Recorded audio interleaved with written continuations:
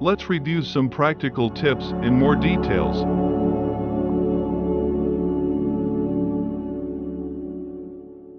If you're wondering what to do when feeling lonely, here's what therapists, doctors, and researchers say are some of the best strategies to cope with loneliness. Acknowledge and validate your feelings of loneliness. Telling other people or even admitting to yourself that you're lonely can feel scary, shameful, and self-defeating. But expressing that feeling can be the beginning of releasing it. We tend to stigmatize loneliness in the U.S., equating it with being a loner or a loser, says Corey Floyd, professor of communication and psychology at the University of Arizona. That stigma encourages us to avoid admitting when we're lonely. Denying our loneliness only perpetuates it, so before we can recover, we have to be honest, at least with ourselves, about what we are experiencing. Recognize that you are not alone in feeling lonely. If you're feeling isolated, you're sharing the experience with millions of other people. When I'm lonely, I remind myself just how pervasive loneliness is, and I imagine being connected to all of the lonely people out there. Sometimes I listen to Eleanor Rigby by the Beatles to hammer that point home, says Megan Bruno, therapist, executive coach, and author of How to Be Alone and Together. Loneliness is a healthy emotion, revealing places we yearn for connection. Take stock of connections you already have. Sometimes when we are feeling lonely, we can't see what's right in front of us. Many of us get tunnel vision when it comes to affection and intimacy, in that we count only certain behaviors while discounting others, says Professor Floyd. I might notice that my friends don't tell me they love me, or don't like my social media posts, but I overlook the fact that they always volunteer to help when I have a home project to do. When people expand their definitions of affection and love to include a wider range of behaviors, they often discover that they aren't as deprived as they originally thought. Reflect on your feelings of loneliness. Recognize that loneliness looks different for people at different times of their lives, and that there are those who have many relationships, but still feel like something is missing.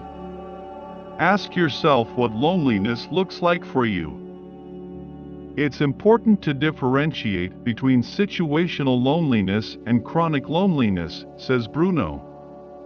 Most people feel lonely from time to time, especially in today's individualistic, independence valuing, more single than ever culture.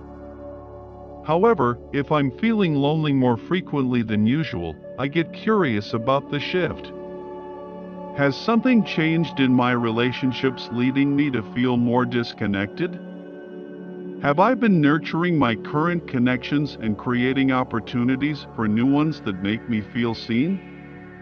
Am I intentionally or accidentally isolating myself? Whether our loneliness is brief or chronic, questions like these can help direct us to the best way to cope, she suggests. Take some time to relax and slow down.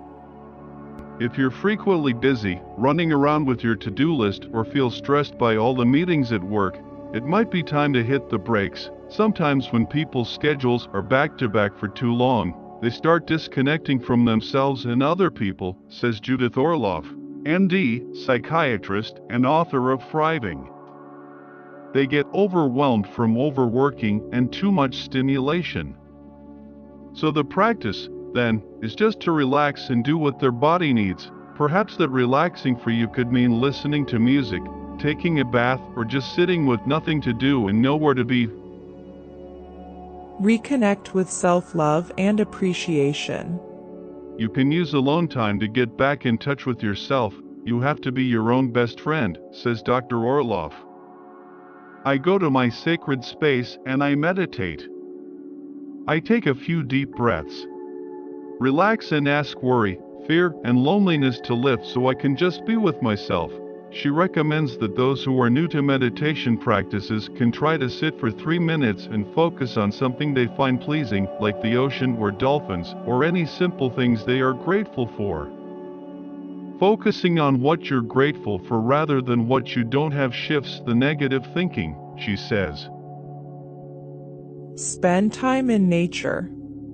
Being alone and strolling through nature can be meditative, too, mostly because we are able to notice just how much life is truly out there beyond human life and how naturally connected we are to all of it, says Mariel Buke, PhD, a licensed trauma psychologist and an adjunct assistant professor at Columbia University. Getting your hands in the soil can have a healing effect as well.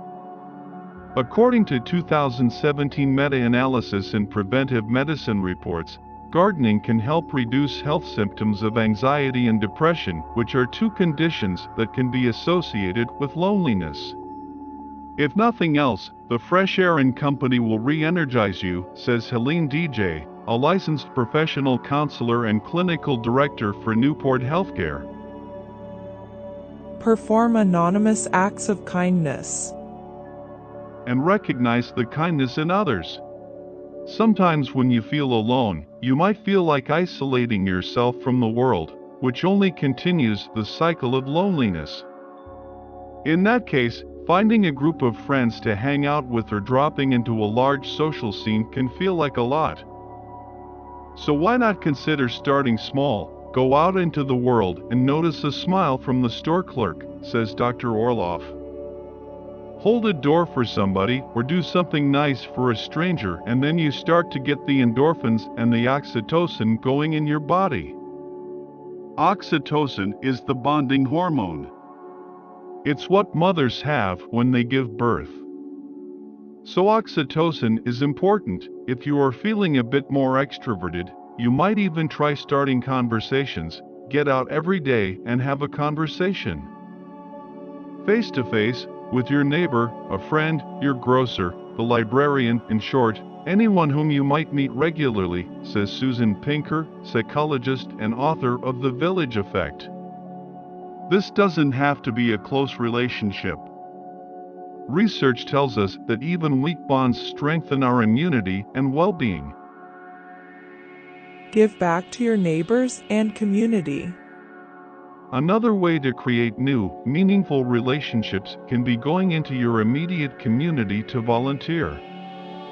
The key is to focus on others rather than yourself, says Ruth Wolever, PhD, a professor and director of the Osher Center for Integrative Medicine at Vanderbilt University Medical Center. One of the best things to do for loneliness is to begin to build a better social network. Community organizations, religious groups, and social groups around shared interests provide wonderful ways to connect with others. Wolever, who serves as an executive board member of the National Board for Health Wellness Coaching, explains that joining a group focused on charity work rather than a common interest, like an intramural sports team or a book club, may provide an easier opportunity to socialize, as you'll be working in tandem on the task at hand.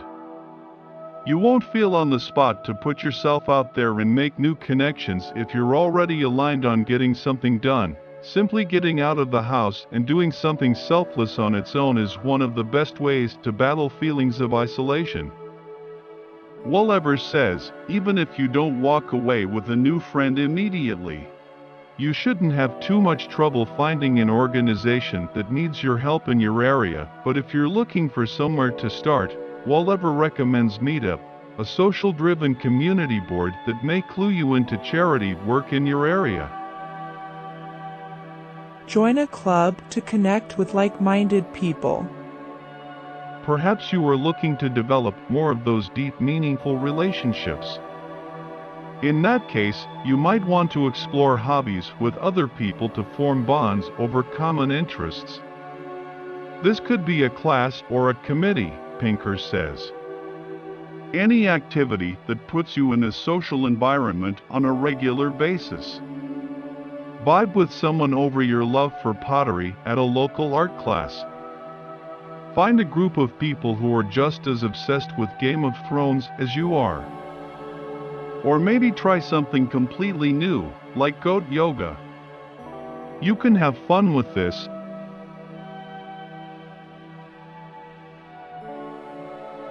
Make sure to watch the following parts for a great collection of tips on the ways to feel less lonely.